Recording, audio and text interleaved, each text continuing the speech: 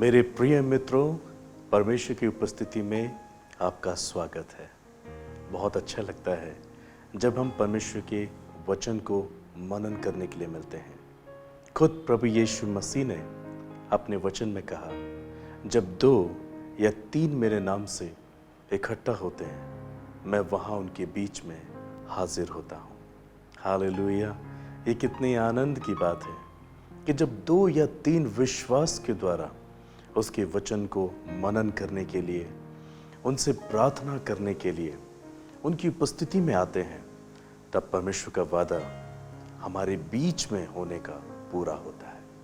तो मैं और आप अकेले नहीं हैं, परमेश्वर हमारे बीच में है।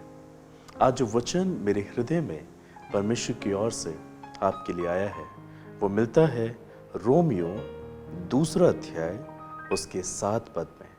यहाँ बाइबल कहती है, जो सुकर्म में स्थिर रहकर महिमा, आदर और अमरता की खोज में है, उन्हें वे अनंत जीवन देगा।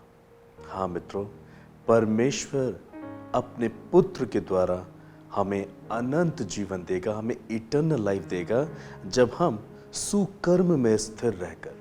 सुकर्म का मतलब होता है वो सारे कर्म जो परमेश्वर की उपस्थिति में स्वीकार्य है।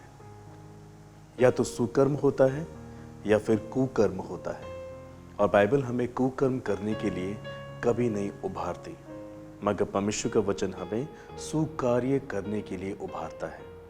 इसलिए परमेश्वर का वचन हर एक व्यक्ति से कहता है, जो सुकर्म में स्थिर रहकर, जी हाँ, स्थिर रहकर महिमा, आदर और अमरता की खोज करता है, परमेश्वर उन्हें अनंत जीवन देने का वादा करता है। और यह अनंत जीवन हमारे जीवन में, इस पृथ्वी के जीवन में भी हमें बहुतायत से आशीष देता है, और इस संसार से जाने के बाद भी हमें सदा का आनंद देता है, सदा का अमरता का जीवन देता है। हम किसकी खोज करते हैं इस संसार में? हम परमेश्वर की खोज करते हैं, उनके आत्मिक आशीषों की खोज करते हैं, या संसार में बुरी चीजों की खोज करते हैं जो पाप, वासना और बुराई से लिप्त है। मगर बाइबल कहती है, जो सुकर्म के जीवन में स्थिर रहकर आदर, महिमा और अमरता की खोज करता है, उन्हें परमेश्वर अनंत जीवन देगा। और जो इन बातों पर नहीं चलते हैं और ना चलना चाहते हैं, बाइबल उनके विषय में कहती है पद 8 में, पर जो विवादी हैं और सत्य को नहीं मानते वरन अधर्म को मानते हैं, उन पर क्रोध और कोप पड़ेगा, और कलेश और संकट हर एक मनुष्य के प्राण पर जो बुरा करता है आएगा। प्रियो, जो बुरा करता है उन पर संकट भेजा जाएगा, उन पर परमेश्वर का कोप पड़ेगा, जो इस बात का विवाद करते हैं कि हमें पवित्र जीवन जीने की कोई आवश्यकता नहीं, हमें परमेश्वर के वचन को पढ़ने की कोई आवश्यकता नहीं, हमें आज्ञाओं का पालन करने की कोई आवश्यकता नहीं। ऐसे लोग जो सुकर्म जीवन को जानकर विवाद करते हैं कि वो कुकर्म में जीना चाहते हैं, वो झूठ, घमंड, दिखावा, स्वार्थ, निंदा, घृणा, नफरत, क्रोध और बैर, भेदभाव, जलन, संसारिक, शारीरिक, आर्थिक, सामाजिक गुलामी का जीवन जीकर ऐसा समझते हैं कि ऐसा जीवन जीकर परमेश्वर उन्हें अनंत जीवन देगा।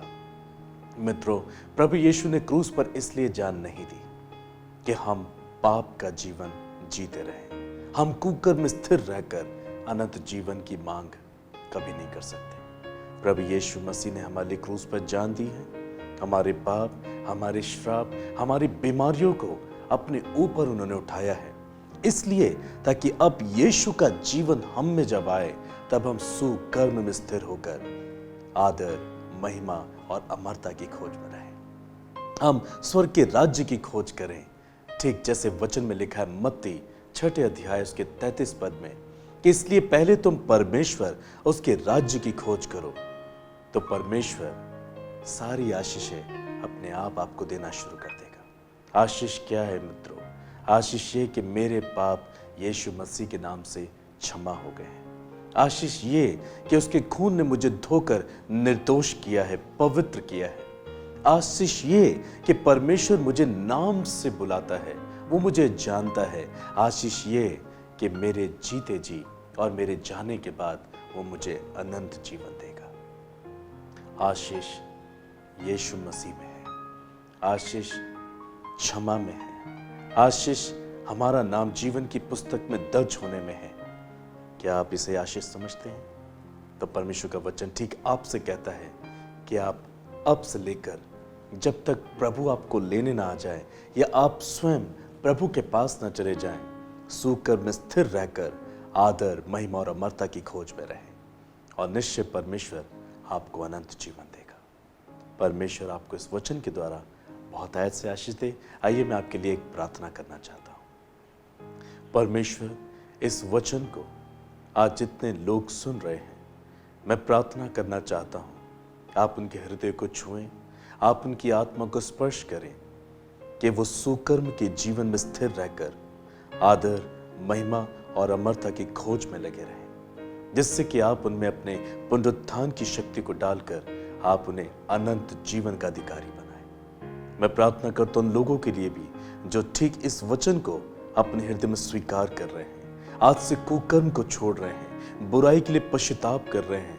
आप इनके पापों को क्षमा करें और इन्हें भी सुकर्म के जीवन में स्थिर करें और अनंत जीवन की आशीष आप इनको दें। मैं धन्यवाद करता हूं, आपने प्रार्थना को सुना। प्रभु यीशु मसीह के नाम से मांगता हूं, आमीन आमीन। परमेश्वर आपको आशीष दे। God bless you.